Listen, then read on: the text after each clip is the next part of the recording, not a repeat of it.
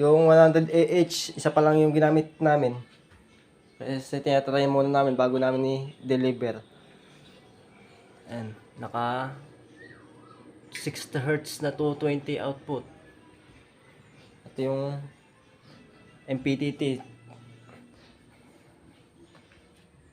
Ito yung dalawang rep. Extension kamo. Ito yung extension, nakasaksak na doon.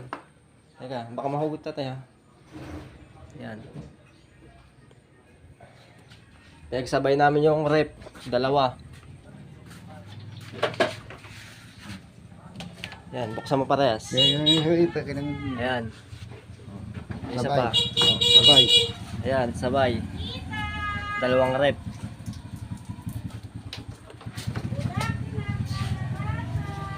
Wala na tayo pang sasaksak. Wala na, no?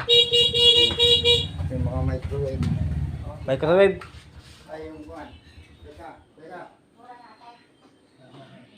Ayan, di man lang Maria yung ano. Hindi man, ito, pag makikita mong overload, makikita mo dyan na tataas yung percent yan. Ni isang guhit, wala man lang tumaas. Kaya, basic na basic sa kanya yung dalawang rep.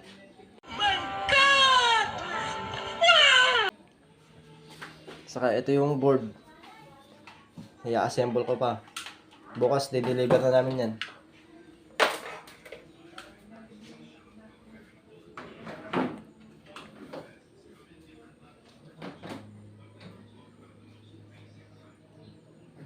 Meron. Ayan naman, Dar. Maringi lang.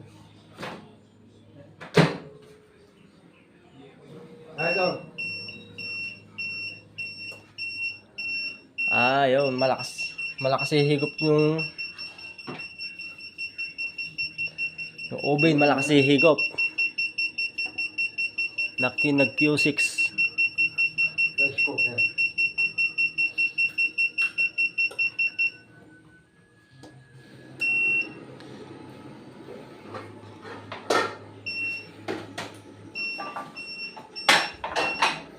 Malakas na hihigop yung oven.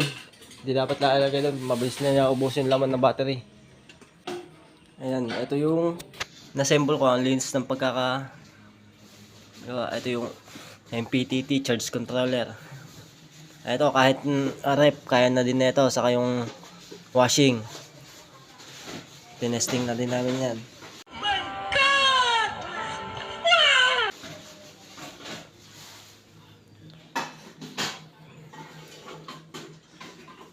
Pag dinalawang battery ito, mas malakas na naman ito. Nakatago pa yung isa. Ayan.